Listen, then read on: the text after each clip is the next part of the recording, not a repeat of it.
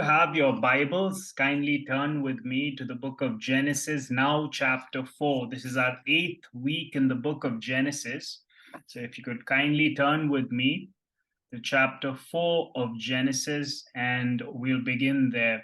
The Bible is a book of comparisons. We have many different comparisons between people and circumstances. If you think of the different types of people that are compared, you might remember that Jesus talked about two sons. He gives this famous parable in Luke chapter 15, where he talks about the elder son and the younger son. And then he talks about two people who are building houses. One builds on the sand, and so it's a shaky foundation. It's not a good foundation. The other one builds on stone and builds on the rock, and is able to take the beating that comes from the storm and the rain. And so there are all these comparisons. Another example would be the tax collector and the Pharisee who go to pray at the temple. One beats his chest asking for mercy, that is the tax collector, but the Pharisee is very proud and says, I have not done this, I have not done that, and he's asking God to bless him or to commend him. So there's so many different comparisons.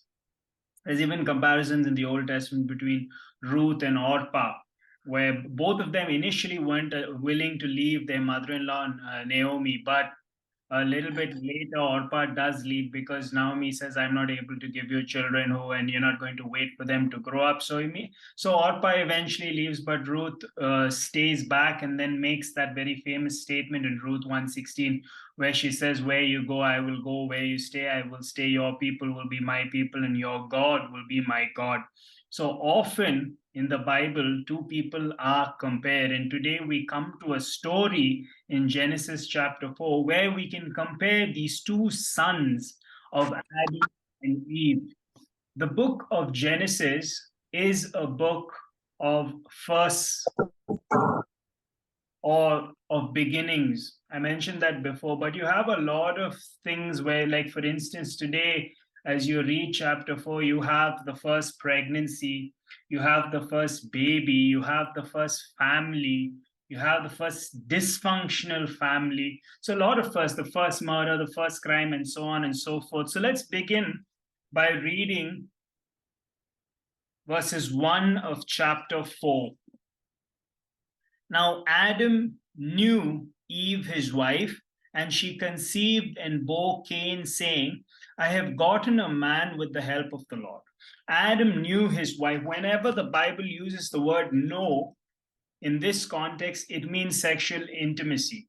And it's interesting to note the biblical language because, according to the Bible, this term know, speaks of the high interpersonal way in which the Bible views a sexual relationship. If you take many of the words today that are used in the world to describe a sexual relationship, many of those words are coarse and violent and just vulgar. Can't even mention those words. But the Bible uses the word know because it talks about the high interpersonal relationship, and there's this intimacy, and that's how the Bible presents it. It's a high view of a sexual relationship within the confines of marriage. The book of Hebrews chapter 13 verses 4 says marriage is honorable to all, and the marriage bed is to be kept undefiled, or is to be kept pure, because God will judge the adulterer and the one who is sexually immoral. So within the confines of marriage, but the Bible has a very high view of sexual intimacy. And so that's the word that is used here, the word know. Of course, so this is the first pregnancy we read about it over here.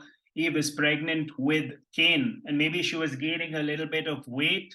And Adam might have said, Eve, you're gaining a little bit of weight, but she wouldn't have minded it because there was no other women to compare herself with. So she wouldn't mind putting on a few extra pounds, a few extra kilos. So she's pregnant and she gives birth to Cain. The Bible, the text tells us, and she says, I have gotten a man with the help of the Lord.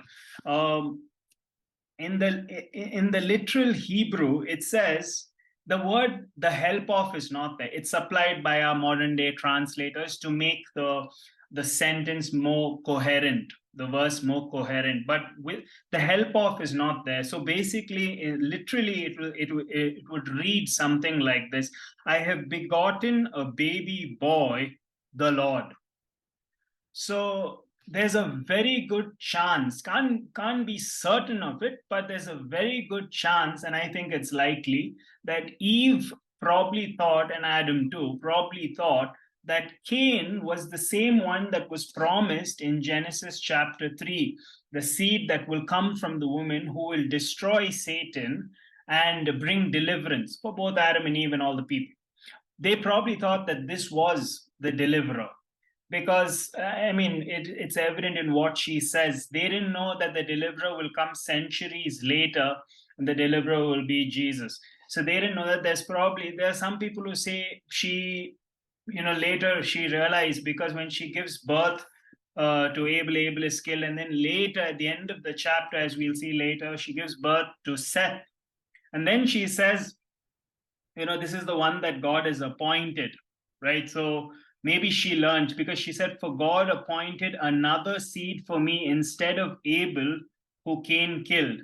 But I think the first view is more likely, that is, that she thought that Cain was the deliverer. It was only later she learned that it was through Abel was the son of promise, and because Abel was finished off by Cain, then Seth was the son of promise, and maybe in future generations. So that's something that she learned, and both of them didn't know that immediately.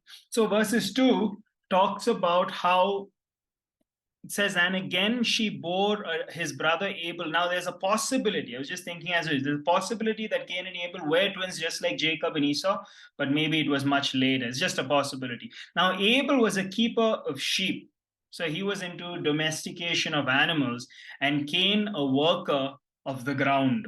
So he took after his father, somewhat like a gardener. He was a tiller of the ground.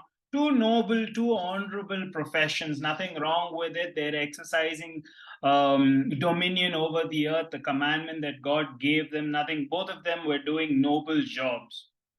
There's no details. There's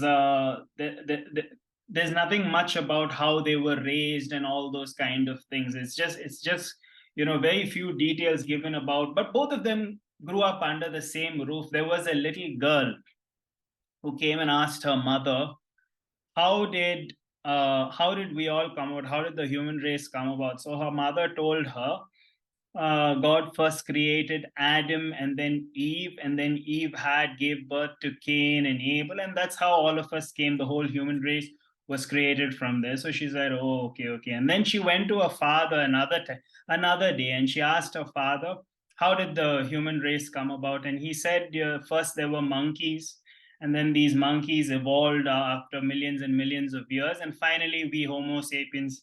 Began to exist on the earth. So she went back. She was a little bit confused. She went back to her mother and she asked her mother, "See, Daddy said like this: we've all evolved from monkeys. You're saying God created Adam and Eve, and Eve gave birth to Cain and Abel. So which is it?" The mother said, "It's very simple. See, Daddy is talking about his side of the family. His side of the family came from monkeys. I was talking about my side of the family. Okay, so we all came from Adam and Eve." So, a nice humorous joke, talking about evolution and the many theories that are out there. But we as Christians know and believe that our forefathers or our ancestors all come from Adam and Eve. They all come from Adam and Eve. So, not many details given, but we're told that one was a worker of the ground or a tiller of the ground, and one was a keeper of sheep. Verses 3 says, in the course of time, Cain brought to the Lord an offering of the fruit of the ground. And Abel also brought of the firstborn of his flock and of their fat portions. And the Lord had regard for Abel and his offering, but for Cain and his offering he had no regard. So Cain was very angry and his face fell. So here we read about two sacrifices. In verses 3 and 4, we read about the two sons. We read about their two jobs, their two occupations, which was their basis for their adoration. Their worship was connected to their occupation. Their adoration was connected to their occupation.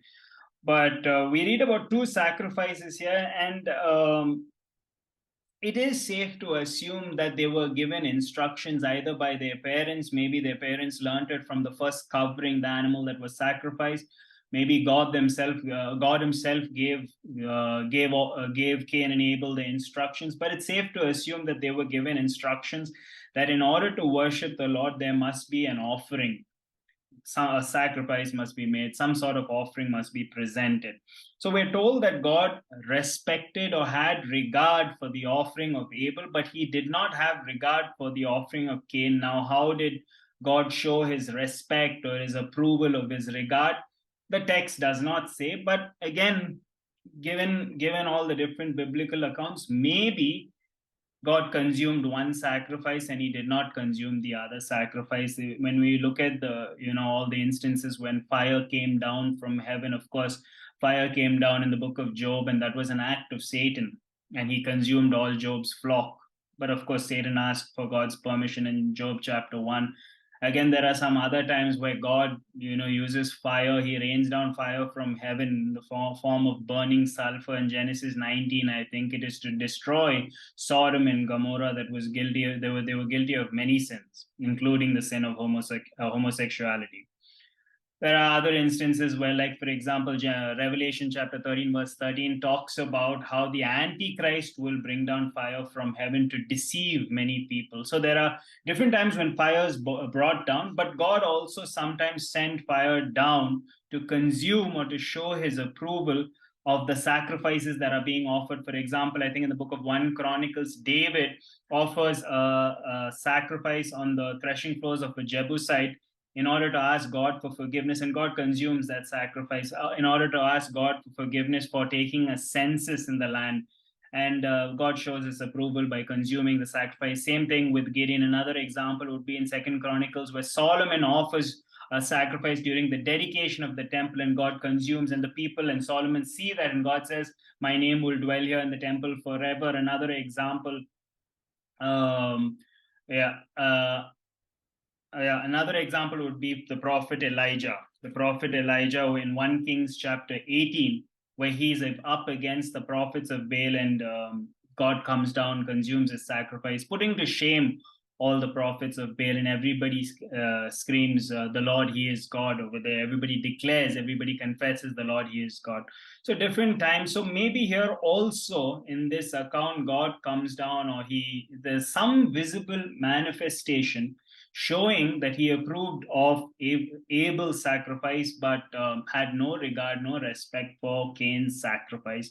So some people now ask the question, why did God accept Abel's sacrifice or approve of, but deny Cain's sacrifice? And often the explanation is given that one was a plant, or one, he brought it out of the vegetation, or he brought something out of the ground, maybe a bowl, some fruits nicely arranged, or some vegetables nicely arranged.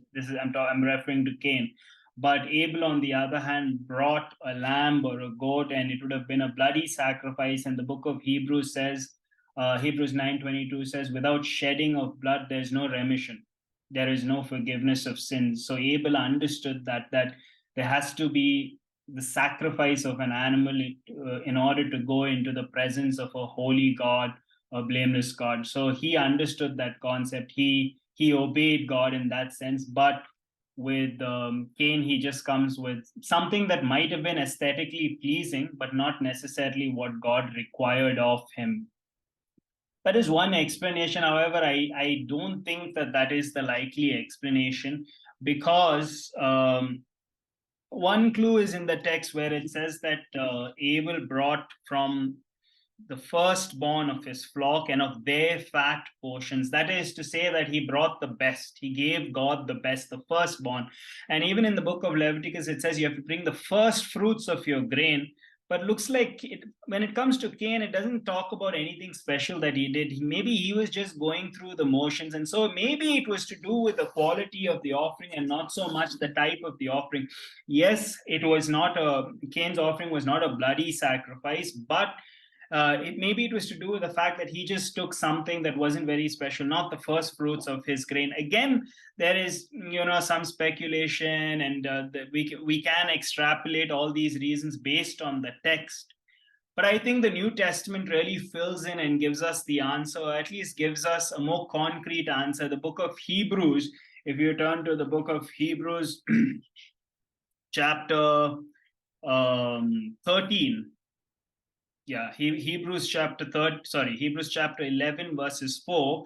It says, and that great hall of faith where it talks about different people: by faith the Moses, by faith Enoch, and so on. There's this long list, and Rahab is in that. But in Hebrews 11:4, it says, by faith Abel offered a more excellent sacrifice. So the answer is that Abel offered his sacrifice by faith, by placing his faith in God, and he worshipped God in spirit and in truth, as opposed to his brother Cain, who was probably just carrying out dead religion and probably just going through the motions and just doing it because he was instructed to do so. So the attitude of the worshiper is important. I think that's the lesson that we can learn from here. But there is another clue also, not just a clue. Actually, it speaks quite directly to this very question that we are considering right now. Why did God approve of Abel's sacrifice but reject Cain? And not many people are familiar with this text. In 1 John chapter 3 verses 11 and 12, it says, the context is loving one another. The book of 1 John is all about loving one another, and of course assurance of salvation.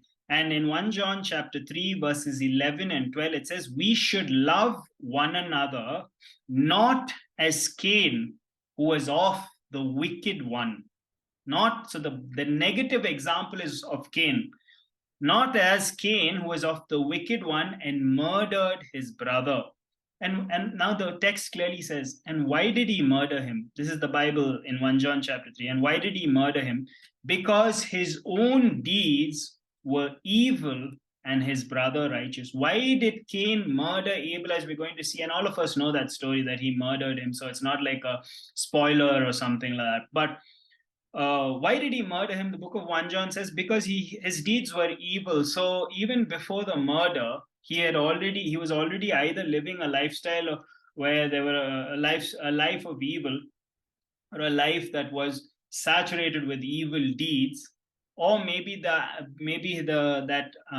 offering itself was evil because he disobeyed some instructions that we're not sure what exactly was evil. But the text clearly says, the verse clearly says that his deeds were evil, as opposed to his brother, who offered up an excellent sacrifice by faith. So that is the reason why God accepted Abel's sacrifice and rejected Cain's sacrifice.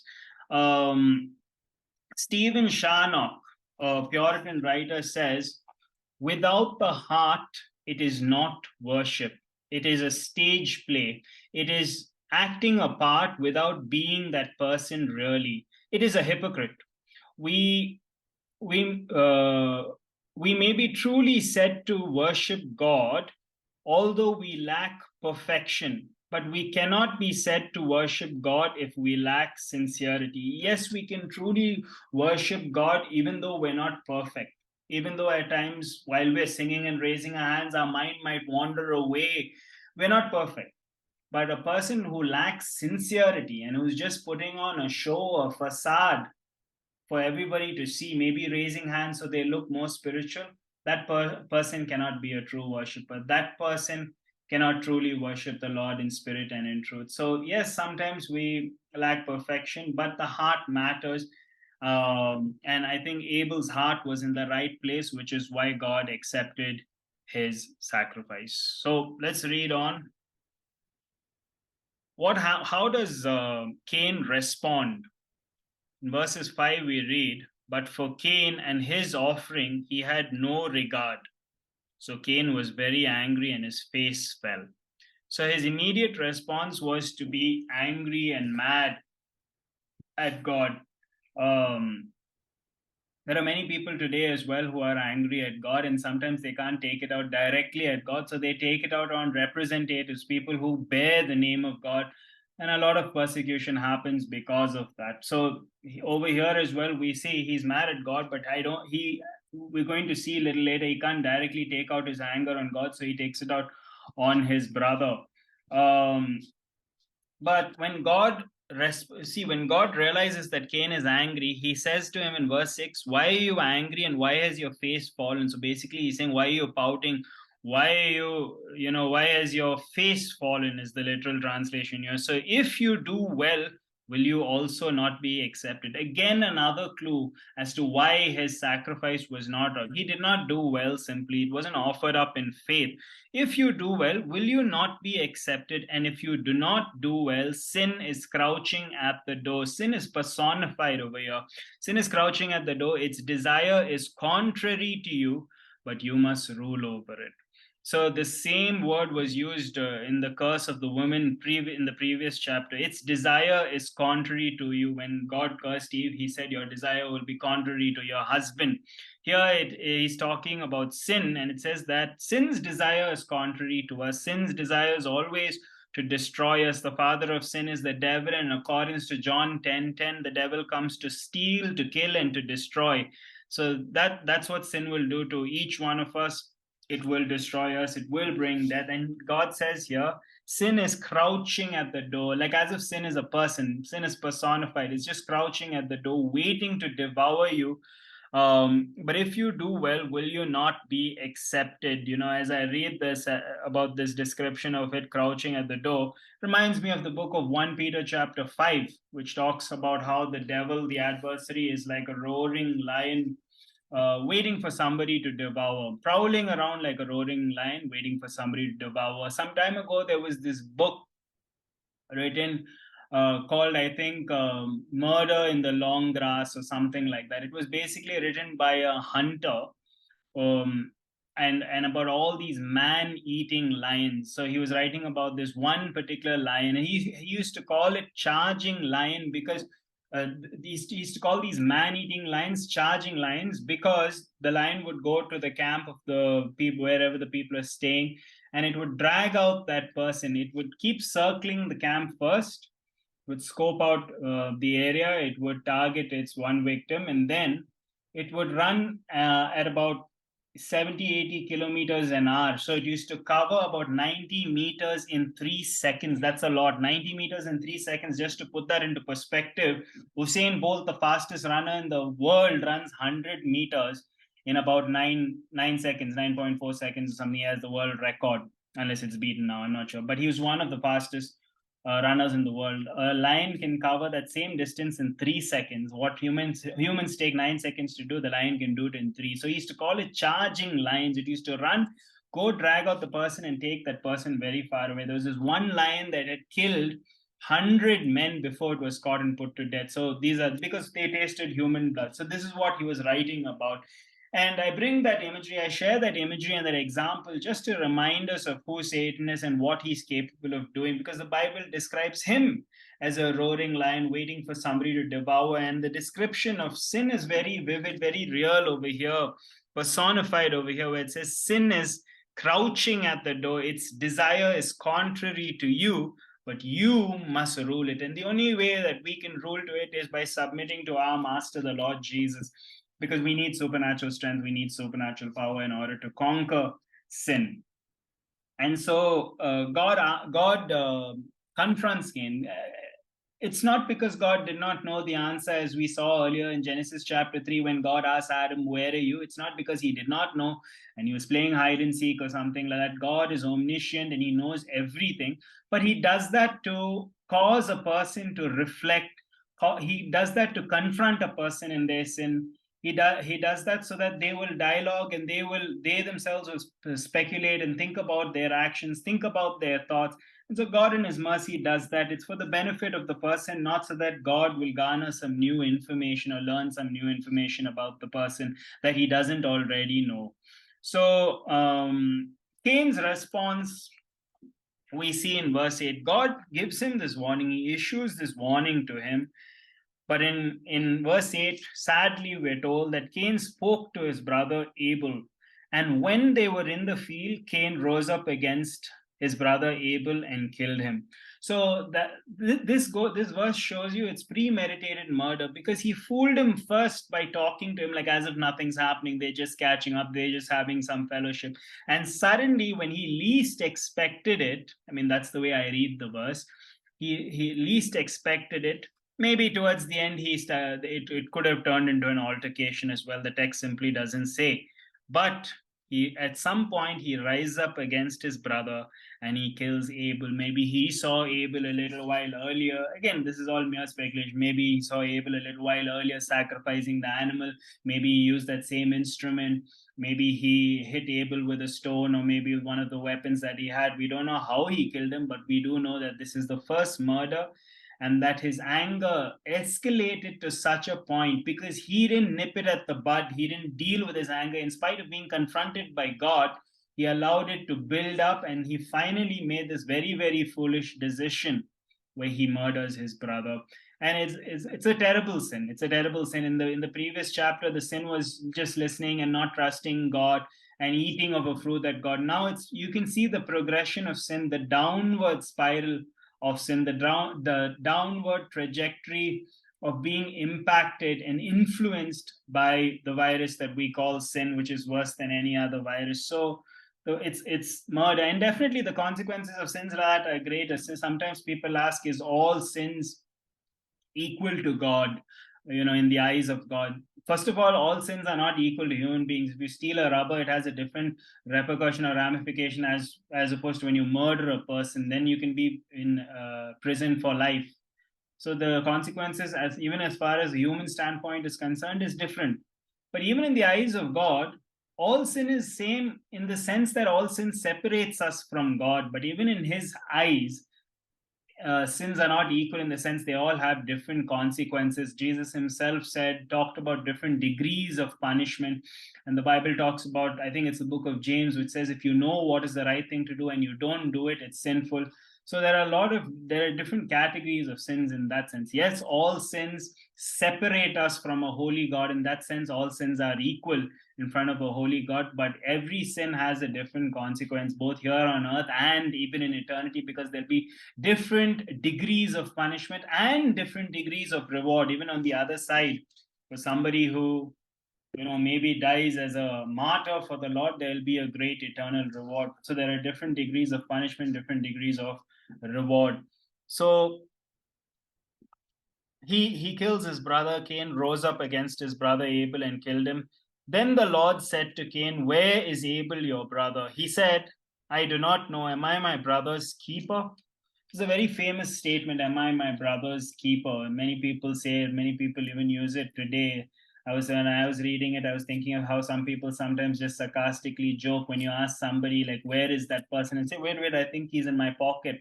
That's like the modern rendering of this verse where it says, am I my brother's keeper? He's just being sarcastic. And it's interesting because he thought that he could fool God, into just hiding the fact that he had just murdered his brother in cold blood. He just says, am I supposed to be responsible for my brother? The answer is yes, he was supposed to be responsible for his brother, especially because he was the elder brother. But he's trying to deceive God. Spurgeon writes about this response, and I noted it down. Charles Spurgeon says, the cool impudence of Cain is an indication of the state of his heart which led up to his murdering his brother. And it was also a part of the result of his having committed that terrible crime. He would not have proceeded to the cruel deed of bloodshed if he had not first cast off the fear of God and been ready to defy his maker. If he had any fear of God, he wouldn't have carried out that first murder. Having committed murder, the hardening influence of sin upon Cain's mind must have been intense, and so at last he was able to speak to God's face what he felt within his heart and to say, am I my brother's keeper? So it was all that hardening that was going on. He said, am I, some people, when they are confronted after murdering somebody, I've seen some confessions, they break down after being confronted for the truth. I mean, the truth of their crime. They break down and they at least remorseful, if not repentant. At least they're remorseful and they say, yes, I admit, and they start crying.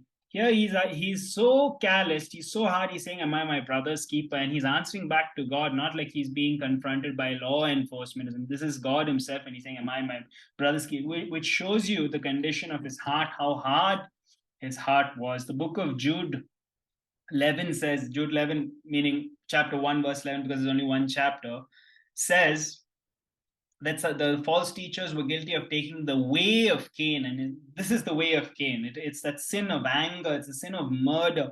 New Testament, Jesus talks about it. Even if you hate your brother, you're guilty of the judgment. It's equivalent of murdering him in your heart. So even before Cain was guilty of murdering his brother Abel with his hands, he was guilty of murdering his brother in his heart because of his anger. And so it was the thought that he did not control. He allowed it to keep growing, the hatred, and finally ended in a very foolish act. The book of 2 Timothy chapter 3 verses 5 talks about a form of godliness. So but denying the true power of God. So many people have a form of godliness, and I noted down that verse because it reminds me of Cain. It's not like he did not offer his sacrifice or something.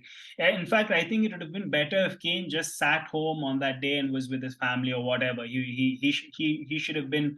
He let Abel go and offer the sacrifice. I'm not going to offer a sacrifice which is not pleasing to the Lord. But his was an empty religion. He was just going through the motions, and he wasn't listening to what God really expected. He didn't bring the best.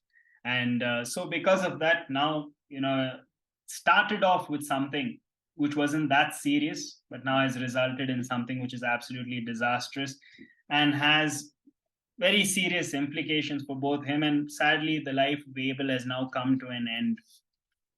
Verses 10, and the Lord said, what have you done? The voice of your brother's blood is crying out to me from the ground. Again, this verse, this structuring of the verse is there in other Bible books also, like the book of Numbers also talks about this. The voice of your brother's blood is crying out to me from the ground, and now you are cursed from the ground, which has opened its mouth to receive your brother's blood from your hand. Very graphic language, but that was the guilt of his crime. That was the seriousness. That was how heinous his crime was. And he's saying, which is open to receive your brother's blood. This is the first time, if you notice, a human being is directly cursed from God. What do I mean? In the previous chapter, the serpent was the only one who was directly cursed by God. He said, cursed are you, and on your belly you will crawl, and you will eat the dust all the days of your life. But when it came to Adam and Eve, he said, the ground is cursed. When he told Eve, he said, in pain you will give birth to a child, and so on, and your desire will be. He didn't curse them directly. But here, the human being, Cain itself, has been cursed, and he's brought himself to that category where he's the first human being to directly be cursed by God. What is the curse? The curse is nothing but an amplification of the curse that Adam experienced. We'll read here in verses 12. When you work the ground, it shall no longer yield to you its strength. So he was a gardener, but now he's going to struggle even more. So yes, now he's working under the curse. The nature of work has changed. It's become much more difficult. There were thorns and thistles.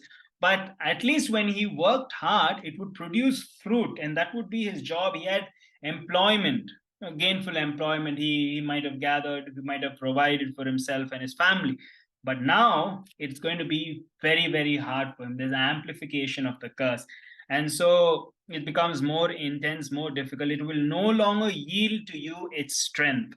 You shall be a fugitive, a wanderer, a vagabond, and you'll be roaming the whole earth. And it's not like he's going gallivanting and exploring or something and discovering these new places.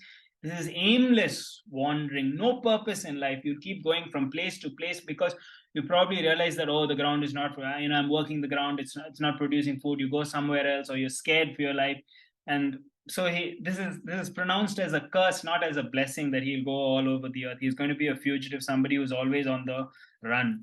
And so Cain responds. Now, when I was reading this, I was thinking about, why didn't God just finish him off then and there? Because later we are told in Genesis 9, if a man sheds blood, then his life will also be taken. That is the punishment, capital punishment, basically. So Genesis 9 says, whoever sheds man's blood, by man his blood shall be shed. So that was the punishment that was later brought and instituted by God But in here, I think God, it's an example of God's mercy and God's grace, and where God says, okay, you killed your brother, but I'm not going to immediately finish you off. I still have plans for you. And you read about God's plans right after this. Cain has a family, and many of them are talented and do a lot of things. But also, some people suggest, and this is definitely possible, God spared his life for a very practical reason, which was there were very few people on the face of the earth during that time. And God did want the human population to grow. That was one of his first commands: be fruitful and multiply. For practical purposes, God spared Cain's life. But I think more importantly, it was an act of mercy, an act of grace. I know some people say that the first mention of the word grace or favor comes in Genesis chapter 6, I think verses 4, in regards to Noah. But Noah found favor or grace in the eyes of the Lord. But I think this is also an example of grace without the word itself being mentioned, of the God spares his life. So God spared God. This is an act of grace upon grace. When God confronted, when Cain was angry and God confronted him or caused him to reflect, that itself was an act of grace. The very fact that God engaged him in his anger, in his rage, when he was mad, when he was furious, because the Hebrew word there is that he was growing hot. That's the literal description. He was growing red, he was growing hot. God lovingly confronted him over there. That was an act of grace. When he was struggling, when Cain was struggling within himself, and God said, you have to master it. Sin is crouching at your door, waiting to devour you, just like a wild animal. He was struggling within himself. God showed him grace by explaining all those things to him, that you should master it. Then, even when he finally succumbed to the temptation, God shows him that his life will be spared. Cain responds, interesting response in verses 13. He says, my punishment is greater than I can bear. And I remember some time ago, I remember long back reading this in a different light. In the sense, I remember reading it like, one thing that I have learned, and probably many of you have learned, is sin has consequences. And many times I had to learn that the hard way, that it has terrible consequences, only temporarily pleasurable. But we always, as believers, we always regret committing sin. We will never regret not giving into temptation. But since pleasure is very temporary, very short-lived, and there are the regret and the fellowship that is interrupted and broken, the fellowship that a believer has with God, that price is much more greater. The penalty of sin, the consequences of sin, is much more greater, and any believer would know that. But even in that, that's how I read it long back. Even in that, we can appeal to God and say, my sin, the punishment of my sin, or the consequences, Lord, is too great. And God is, yes, there's one, but God is so gracious. He even responds to Cain's, and I don't think he's repenting over here, to be honest. I think this is remorse. This is where a person gets caught for doing something and they say, oh, that the consequence, I wish I didn't get caught. Then they're not saying, I wish I didn't sin. This is the difference between remorse and repentance. They're not saying, a person who's remorseful is, oh no, I should have been more careful with my sin. Then I could have escaped the consequence of sin. Now that I have been caught red-handed, I can't go scot-free in spite of committing a sin. I have to face the consequence. That's remorse, feeling bad for the consequence. And that's what Cain is feeling over here. He's feeling bad. He's pitying himself because of the consequence of sin. The first sign that a person is making that has a heart that is penitent is they make and say, yes, I was guilty, but now I'm going to turn. I'm going to do that 180-degree turn. Not necessarily just feel bad about the consequence. I don't think he is has a heart of repentance over here. I think he's just worried about the consequence, and he says that my sin is greater than I can bear. Yet God is gracious, and he says in verse 14, for first Cain says, behold, you have driven me today away from the ground, and from your face I shall be hidden. He knows that fellowship, that intimate fellowship that he enjoyed with God before, is now going to be interrupted. There are going to be some barricades, there are going to be some hindrances to that fellowship. And he says, I shall be a fugitive and a wanderer on the earth, and whoever finds me will kill me. So now he has this fear because of what he's done and because of the guilt that he carries on his shoulders. He's now worried for his life. Maybe his siblings, the other children, somebody will find him and say, why did you do that to our brother Abel? They will finish him off. And so he says, I have to keep running in fear of my life. God responds and says in verse 15, then the Lord said to him, not so. If anyone kills Cain, vengeance shall be taken on him sevenfold. When I read this verse, it seems like this was public knowledge. I mean, everybody around Cain would have probably heard this in some way. Or, I mean, the text doesn't say clearly, but it's an implication, I guess. In some way, God communicated this to the others, or maybe Cain himself would have said. But the point is, the promise is that whoever kills Cain, vengeance shall be taken on him sevenfold. How gracious of God. This guy just killed his brother, but now God is saying, if anybody takes Cain's life, then vengeance will be, the revenge will be 7 times that. So, and the Lord put a mark on Cain, lest any who found him should attack him. People for centuries have discussed what the mark was, the mark of Cain, but again, the Bible does not say what that particular mark was. Some people say it was a tattoo, some people say it was a horn. That I think the Talmud says it was a horn that came out of his head, and then some people even go so far as to say that Lamech thought it was a wild beast and killed it, and all those kind of things. Different explanations have been put forward. Some people say rabbinic tradition says God gave him a dog to accompany him everywhere, and so this is how he. The text simply does not say. Maybe it was a mark on his forehead or something on his hand. It might have been something that was visible that kept people from taking his life. Some people have also said that maybe God made his skin darker. And many times, sadly, this very foolish excuse, it was used to justify racism. The mark of Cain was used to justify racism. But I don't think it was that he made his skin darker or anything like that, because, I mean, if you just think about it, it wasn't like Adam and Eve had the skin of, which was a very fair skin tone. I think their color would have been, because of the geographic region, would have been somewhere middle brown or something like that. So, even all their children, they would have had slightly different pigmentation, more pigmentation, less pigmentation, and they would have had different skin shades. So making him a little bit darker may not have been the solution. But the truth is, we really don't know what that sign was. What was that mark? We don't know. Some people even say that he gave him a sign, like he gave Gideon a sign, that is, that he will keep his promise. So there was nothing visible. It was just a sign from God that he would keep his promise. So a lot of explanations put forward, but whatever it was meant to protect Cain and spare his life, and nobody would try and finish him off. So that is just a little bit about the mark of Cain. We simply don't know. What's more important to note is the mark of Cain was a one-time act of mercy for a rebellious sinner, but the marks Christ bears was for a once and for all sacrifice for each one of us, for the sins of rebellious mankind. So yes, he had some marks, but Christ also bears marks, nail marks in his hands, and that was a once for all sacrifice, an all sufficient sacrifice for the sins of all mankind. So verses 17 now. Verses 16, then Cain went away from the presence of the Lord. It's not that, where he went, God simply did not exist, but there is such a thing as the manifest presence of God, where you experience it and it's tangible, it's palpable.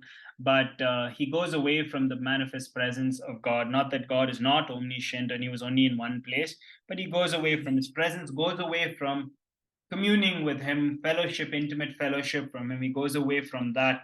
And he settled in the land of Nod, east of Eden. Verse 17 says, let me just have a look at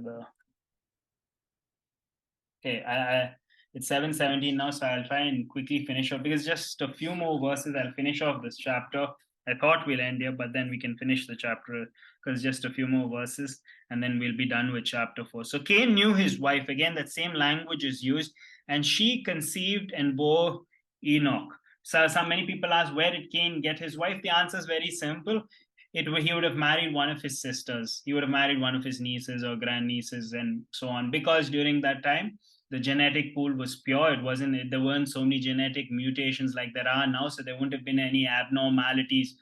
There wouldn't have been any fear that, something's going to happen. Those recessive characteristics, there was no high risk of recessive characteristics in the people that lived at that time. Basically the gene pool was very pure during that time, and they all lived. The disease hadn't taken its toll as yet. They all lived long, healthy lives. Adam lived to, I think, 930 years. All of them lived long. So at that time, it was possible. And it was only much later in the book of Leviticus and then Deuteronomy, Leviticus 18 and then Leviticus 27, where God prohibits intermarriage and even marrying your half sister. That was much later when he revealed the law, gave the law to Moses. Even Abraham married his half sister Sarah. And so this was the only way, this was the only practical way for people to populate the earth at that time. And so it was only later when God saw the effect that sin had. It's like a stream, right? So when the stream is purest near the source, but then as it keeps on and on flowing, and it breaks out into all those tributaries, it gets more and more impure. So same thing with the same imagery with the gene pool. The further away you come from Adam, the more mutations there were, the more corrupt the human genome became, and all these. So now, and that's when God prohibited it. And now, if you, I mean, the chances of if somebody marries somebody who's a close relative, the chances of them having a baby with some sort of abnormality or deformity is very high. So that's why. So where did Cain get his wife? Probably one of his sisters. So Cain knew his wife, and she conceived and bore Enoch. This is not the same Enoch that we read of in chapter 5, the very next chapter. This is a different Enoch. And when he built a city, he called the name of the city after the name of his son, Enoch. And again, I think this is an indicator of how man-centered they were. Like, he builds a city and says, okay, I'm going to call it the name of my son. This is the city of Enoch, city of man, basically. Some time ago, I remember somebody telling me that we should always be careful of people who are in ministry who then name their ministries after themselves. And I think that it is a good indicator sometimes, not always. Sometimes that a person who names their ministry, they have this huge ministry, and then they name the ministry, they after themselves. Maybe at times an indicator that it is man-centered. Not all the time. There are people for sure who have genuine God-honoring ministries that are named after themselves, but sometimes it can be an indicator. I do agree. It's not like Enoch named it like Bethel or something like that, that honors God, place of God, house of God. He named it after his son. I remember, it's funny, I always find it ironic. There's this one guy who calls out all the false teachers and criticizes many people, and he has this channel, and he claims to be very sound. But the funny part, what's ironic, is even he's named his ministry after himself. His name is Justin Peters, and his ministry is Justin Peters Ministry. And his ministry apparently is to call out all the other people. But like I said, it's not necessarily, like if a person names their ministry after themselves, they are 100% false, or they're man-centered. Some people do have God-honoring ministries, but it could be an indicator. Anyway, so he names it Enoch. It's not the same Enoch. The name Enoch means dedicated. So you can say the first Enoch over here in chapter 4 was dedicated to man, and the second Enoch was dedicated to God, as we'll read about him a little bit later. I forgot to mention the name Abel means breath or vapor or something that's fleeting, and that was sadly a foreshadowing of his life. It was true of his life. He didn't live a very long life because his brother killed him. So Abel means vapor or fleeting, and Enoch means dedicated. It means dedicated. So we'll read a little bit more over here. So to Enoch was born Irad, and Irad fathered Mehujael, and Mehujael fathered Methushael, and Methushael fathered Lamech. And Lamech took two wives. The first instance of bigamy, I think it's pronounced bigamy, yeah. And Lamech took two wives. So till now, it was always one wife. And even when Jesus was asked about it in Matthew 19, he said, from the beginning, one man, one woman. That was how God designed it. Now, this is human beings doing their own thing. Because people often ask, did God allow polygamy in the Bible? It was not that God allowed polygamy. In fact, there's one verse in the book of Deuteronomy which warns kings not to multiply wives. And we know that people like David and Solomon, like Solomon, for instance, having 700 wives and 300 concubines, absolute craziness. And I think that it is not a biblical warrant to have many wives or something. That is not something that God designed for human beings. It was always monogamous. It was always a monogamous relationship. But it was men and his desire. Even Lamech over here, if you read a little bit into his life, you get a few clues. Like the name of one of his wife was Ada, and the second was Zillah. Ada, I've noted over here, means pleasure or adornment, and Zillah means shade, maybe because she had very thick hair and they named her shade Zillah. Their daughter was Nama, which means loveliness. So, again, nothing wrong with all these descriptions, but Lamech was very concerned about the physical beauty. It's all about it's being man-centered. It's not necessarily to do with the heart. And why I say that is because of what is written about him a little bit later. Ada bore uh, Jabal, and he was the father of those who dwell in tents and have livestock. His brother's name was Jubal. He was the father of all those who play the lyre and the pipe. Zillah also bore Tubal Cain, and he was the forger of all instruments of bronze and iron. The sister of Tubal Cain was Nama. Here in these few verses where you have this genealogy, talks about the rapid progression of humanity, talks about how quickly. It's not like human beings lived for tens of thousands of years in hunter-gatherer societies. I know some of that was there back then, maybe even after the flood. Some of that is there even today among some tribal people, the hunter-gatherer societies. But it's not the very first baby that was Cain, who grew up, he was a tiller of the ground. We have Abel, who was a domesticator of animals, or he was a keeper of the flock. So they had different kinds of employment, different occupations. So it wasn't like they were just hunting and gathering, although that might have existed in other societies. So it talks about the rapid progression. Just this very quick description of where a city was built, and then a house or a tent was built, and then there's somebody who's involved in music and arts and metallurgy, making instruments, and so many different descriptions. So it talks about the rapid advancement of human beings.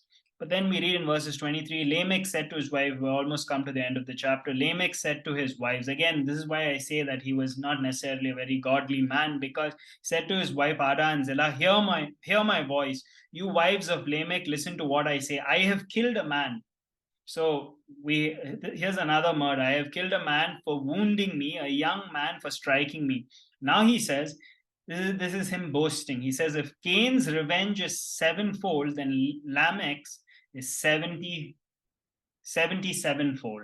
So it's an example of him boasting, and somebody who is not very God-centered. And Adam knew his wife again. There's that term again. He knew his wife again, and she bore a son, and they called him Seth. For she said, here's the meaning, God is appointed for me another offspring instead of Abel, for Cain killed him. So Seth now was the son of promise. It was not Cain, it was Abel, but Abel was killed. But now God has given them another in place of Abel called Seth. And it is possible that they had many other sons and daughters even before Seth, although again the Bible is silent on that. But I get that. I deduce that from 4:14, verses 14, where Cain was scared that somebody would find him and kill him. So it's possible that they had many years had elapsed. I think about 130 years had elapsed before the murder and before the birth of Seth. So, yeah. So God had appointed for me another offspring instead of Abel, for Cain had killed him. To Seth also a son was born, and he called his name Enosh. And at that time, people began to call upon the name of the Lord. And some people say that this was the first revival after a time of all this murder, and after people doing their own thing and building their own cities, calling the name of the city. This is the first time. Now it says people began to call on the name of God. So some people say this is the first revival. Revival is basically a spiritual awakening after a time of being lackadaisical in your faith, being very laid back in your faith, and not considering and worshiping God and giving him his due devotion. So that is chapter 4, a little bit of chapter 4. No, not a little bit, actually all of it. We covered all of it. Thank you for bearing with me.